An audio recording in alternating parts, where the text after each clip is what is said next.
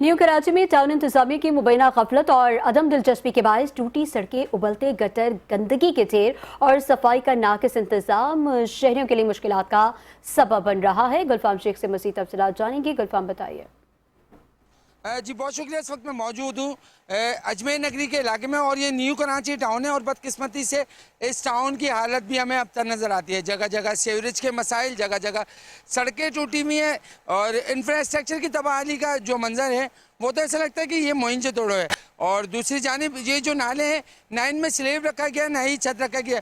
गुज़िश्ता अतवार में भी अमवात होती रही हैं नालों में बच्चों के डूबकर।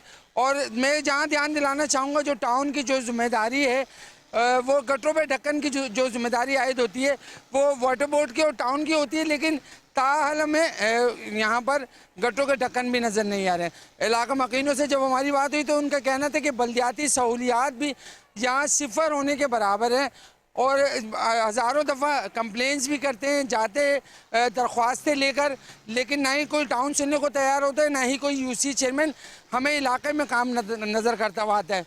और मैं आपको बारहवार कराता हुआ चला जाऊँ कि ये वो टाउन है जमात इस्लामी का, जिनका मंशूर, जिनका स्लोगन है हल सिर्फ जमात इस्लामी।